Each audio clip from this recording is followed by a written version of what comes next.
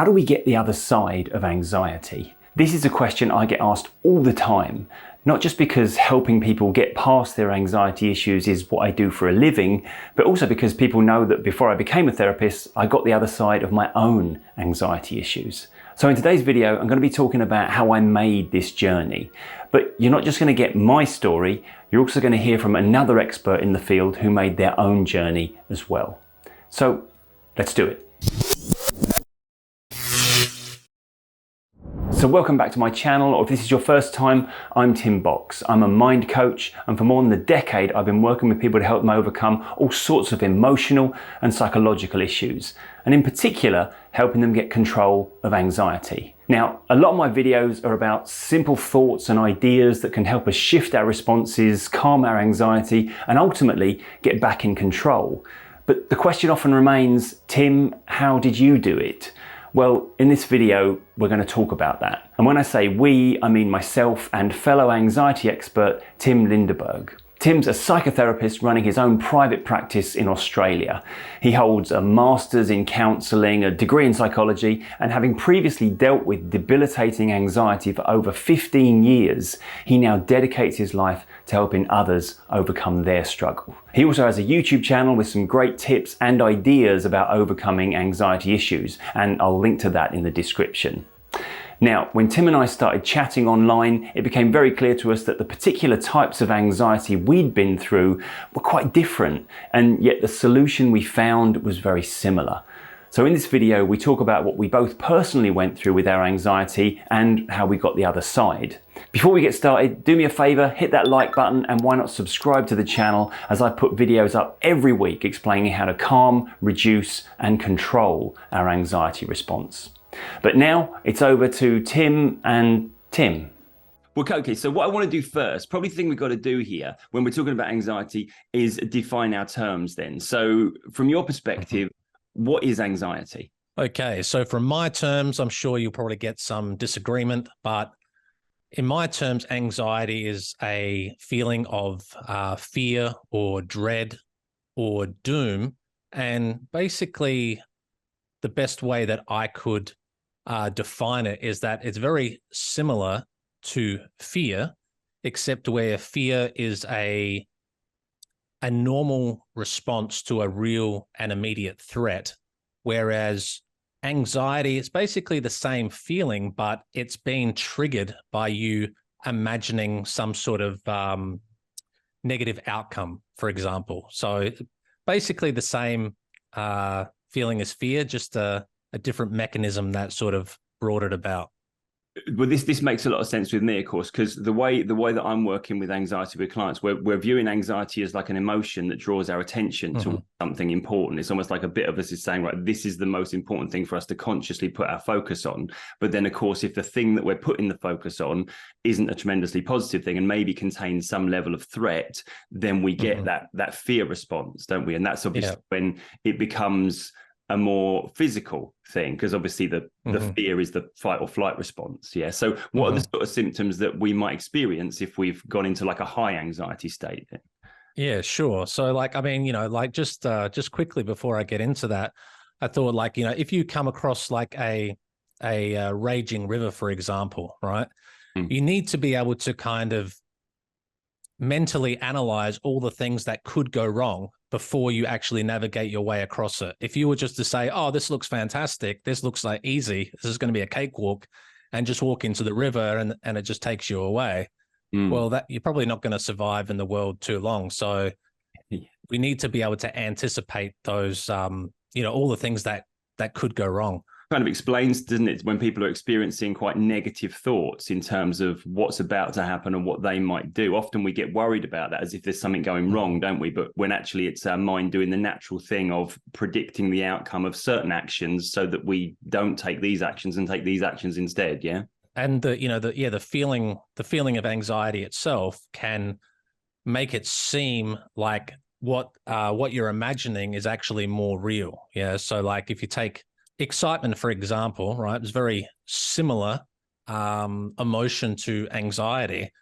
But, I often say to people, imagine that you're going to win the lottery, for example, and you can start really getting excited. But is that is that feeling of excitement a reliable indicator that you're going to win, right?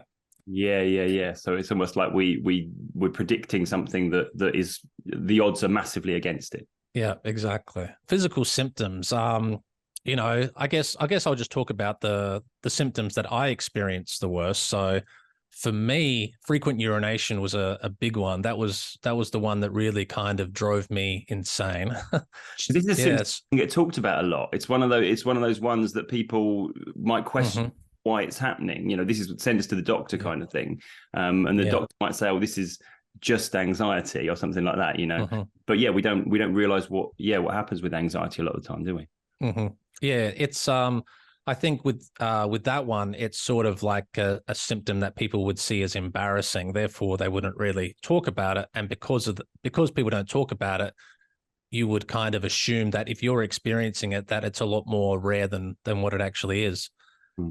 So there was that. There was churning stomach, chest and back pain, brain fog. Also, just feeling like I was on edge, like all the time, feeling like I was in a rush. Very, very irritable, very frustrated. Quite angry as well. You have a kind of a bit of a short fuse, so a bit of like cognitive kind of symptoms and emotional symptoms in there as well.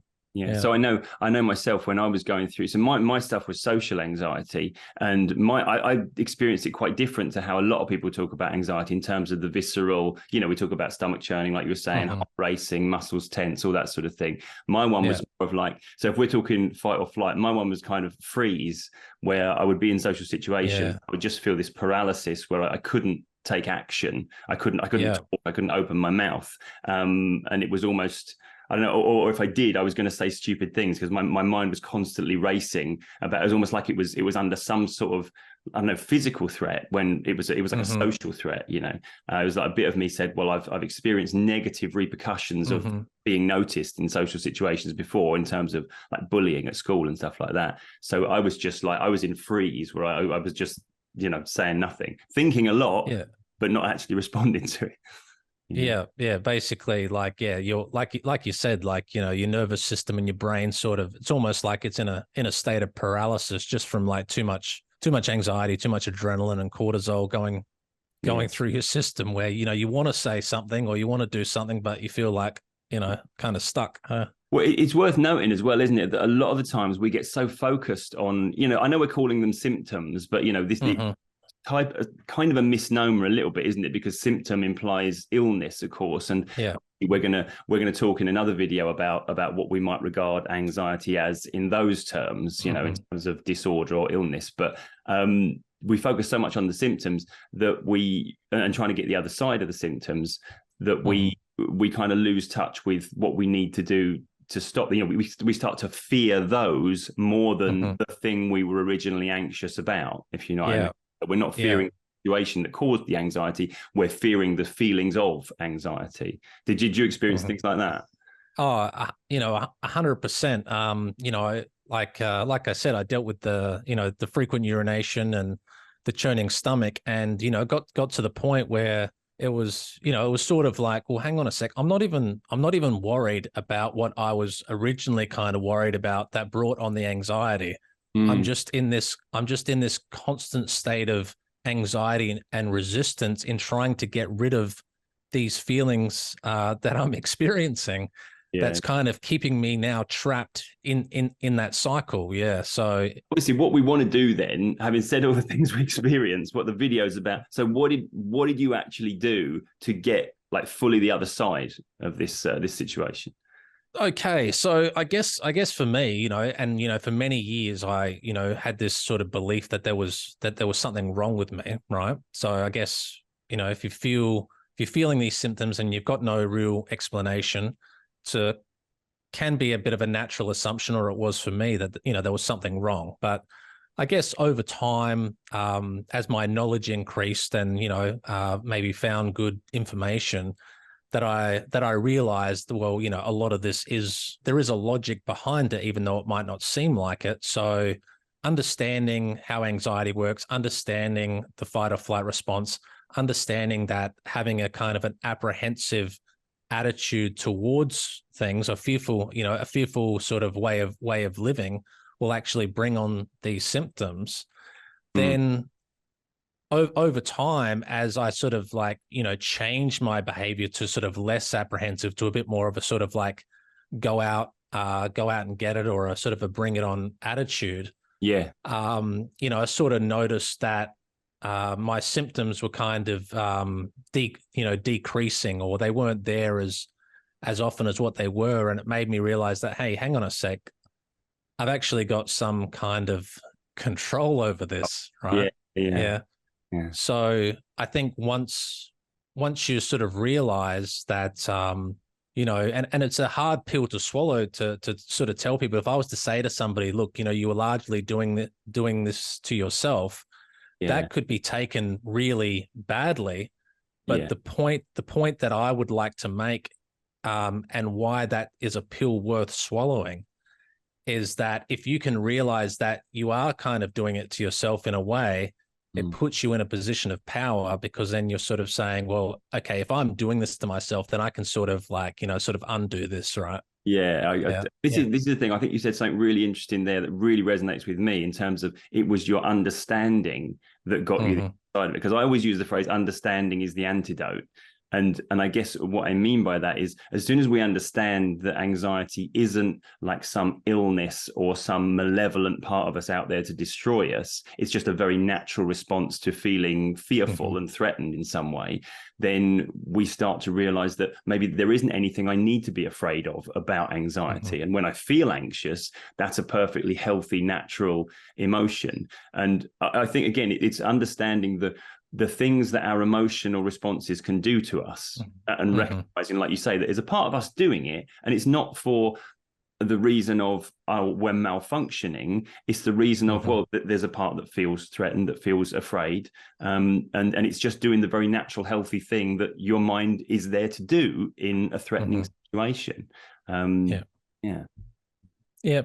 mean, you're 100% right that that the anxiety is nothing to be kind of sort of concerned about. It is just trying to sort of protect you.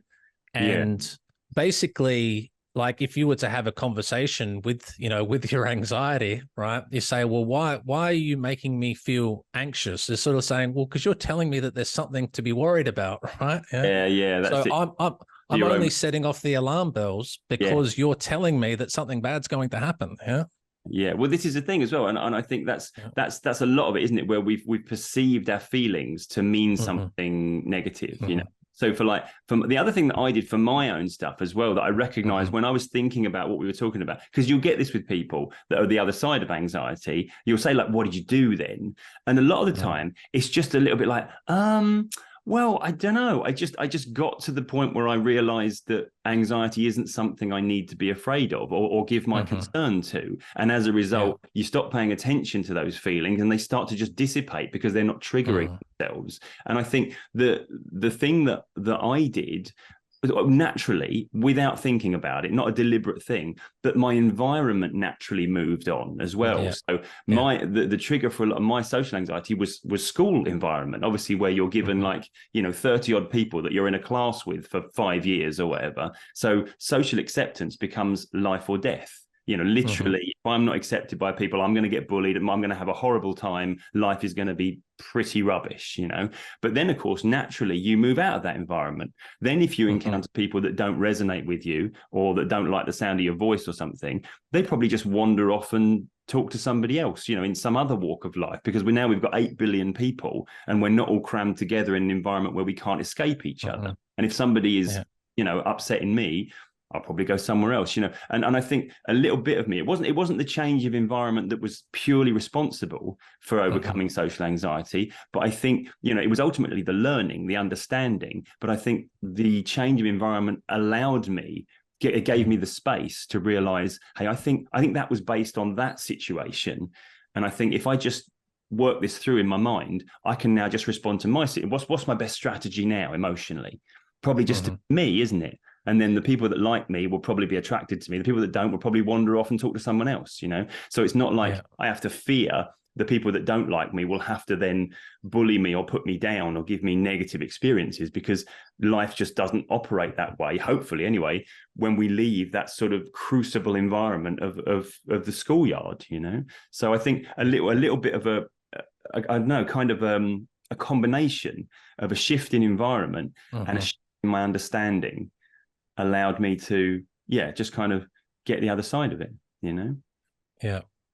It's probably, you know, quite handy if there's people sort of listening to this, or, you know, watching this, and, you know, maybe they're going to sort of high school or something like that, where they think that, you know, this is going to be like this forever. Because when you're a teenager, dealing with anxiety, really tough. And you know, you might still have, like, you know, a year or 2 years to go at school, and you think, oh man, this sucks, you know. But things can very easily change. You know, you start going to uni, or you start you know, or, you know, doing whatever, things can very easily change. And, you know, you touched on a very important point, which was that of environment. Whereas, you know, there's that classic debate, you know, genetics versus environment, nature versus nurture.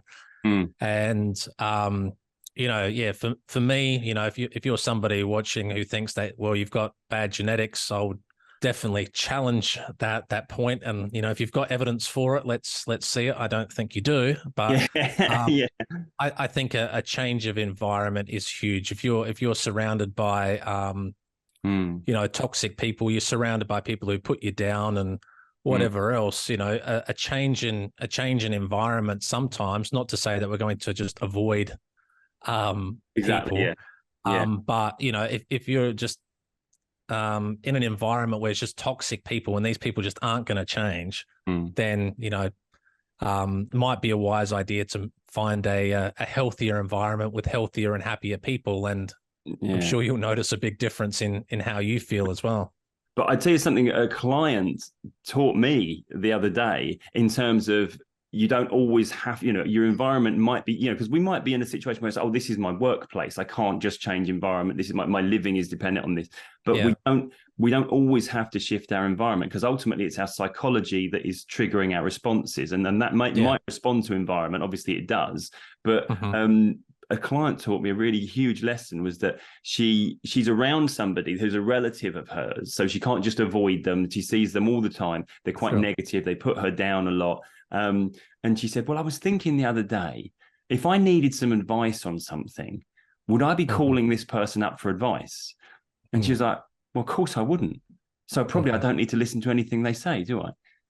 So it's almost like she'd worked out, your opinion doesn't actually, I don't agree with it. It doesn't matter to me. So even though we might be around these people that are giving us their opinions or displaying a certain attitude towards us, if we don't regard them as somebody whose advice we value in life, maybe we don't need to take so much damage from their opinion, you know? Very, very, very true. You know, it's a sort of, you know, people can have an opinion, or people could say something negative about us, but, you know, we can sort of respond to that. We can kind of like latch onto that and sort of bring it in and internalize it, or we can sort of choose to think, well, that's their opinion, I don't agree with it, and I'm going to continue to think, you know, what I would like to think, or what's sort of, you know, more emotionally beneficial for me.